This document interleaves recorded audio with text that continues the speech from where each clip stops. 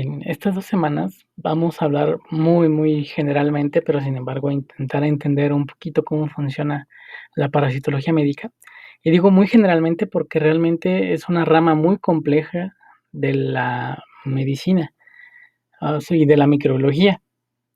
¿Por qué? Porque no es tan parecida, por ejemplo, como los virus o como las bacterias que ya vimos.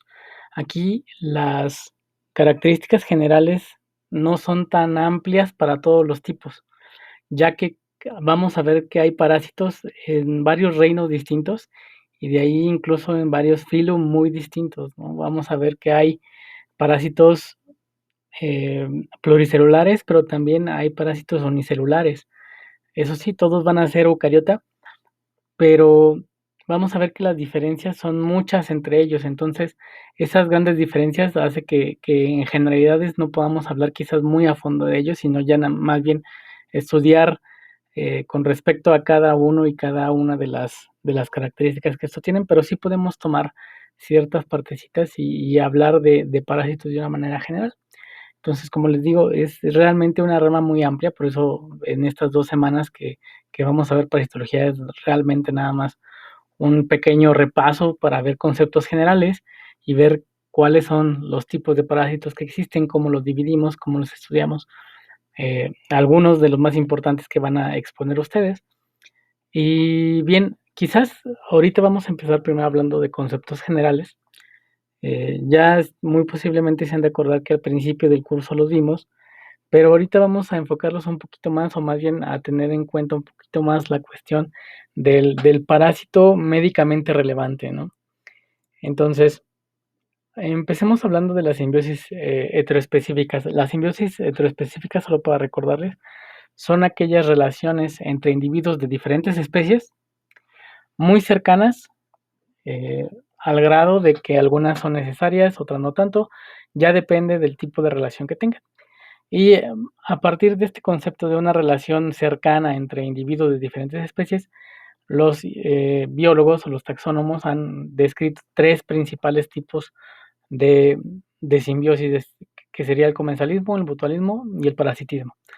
Como tal, en el comensalismo, un, un individuo que se le conoce como anfitrión es comido o es, por así decirlo, toma nutrientes un parásito. Sin embargo, este parásito no le genera ningún mal, ¿no? A este le llamamos el comensal, ya que no, como tal, no genera ningún mal y se le llama comensal. En el mutualismo, ambos individuos eh, resultan beneficiados de la relación, como si fueran amigos, por decir algo. Sin embargo, en el parasitismo, el anfitrión, el huésped, el hospedador, hay muchos libros que los llaman de manera diferente, pero el concepto es básicamente ese, es el que les da lugar o alojo o comida a un parásito.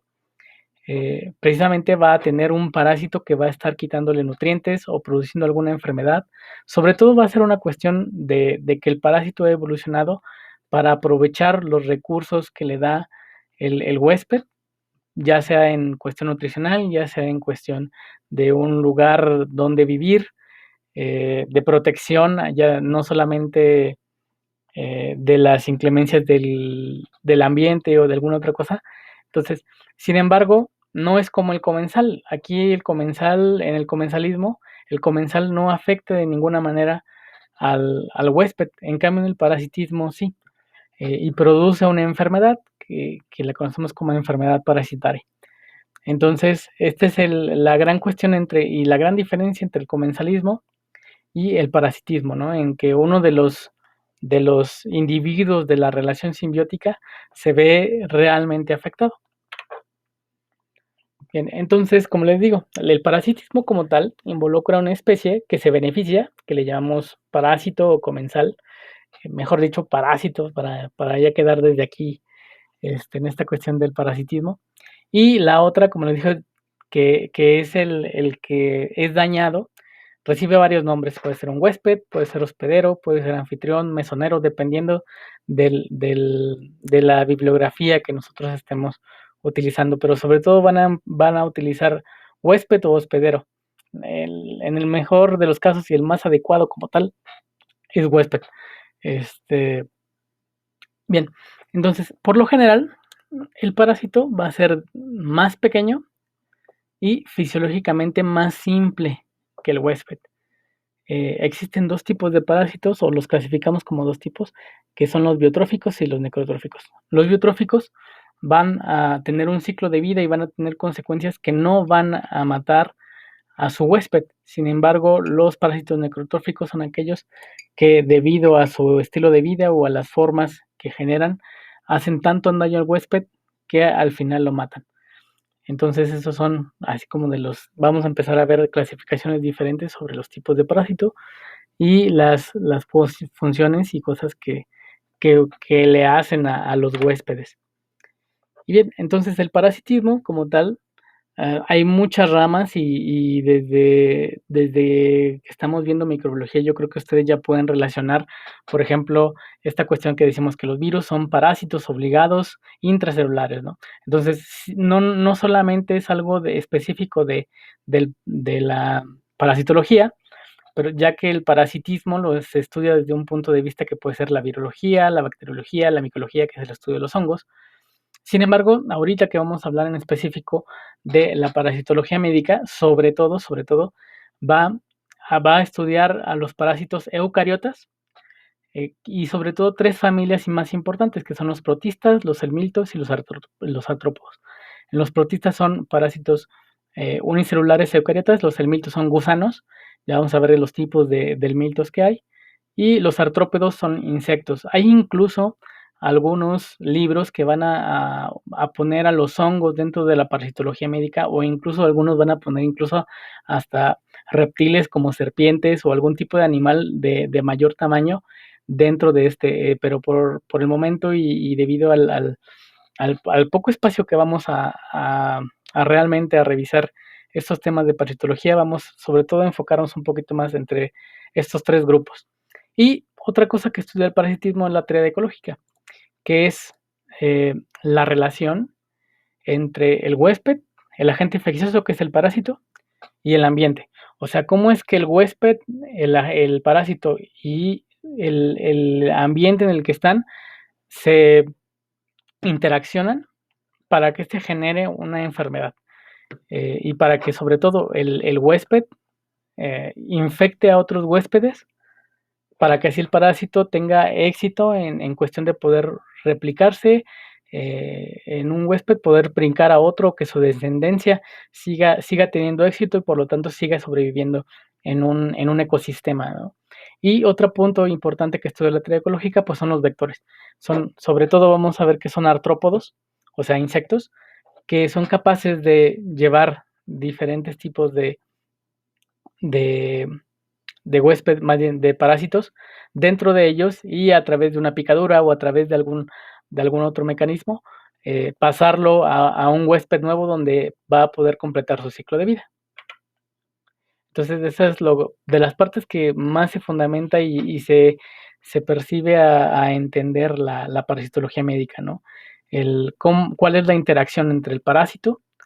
Estudiar primero al parásito, su forma de vida, cómo evoluciona, los tipos, las morfologías, el huésped, la relación que hay entre el parásito y el huésped, cómo es que el parásito afecta al huésped, qué mecanismos utiliza para, no sé, por ejemplo, eliminar algún tejido o quitarle nutrientes al huésped y eh, cómo es que el ambiente o cómo es que el ecosistema en torno a ellos beneficia o genera mecanismos para que esta relación se genere, ¿no? Y por lo tanto, también pues el parásito tenga éxito, sobreviva y siga infectando a más personas.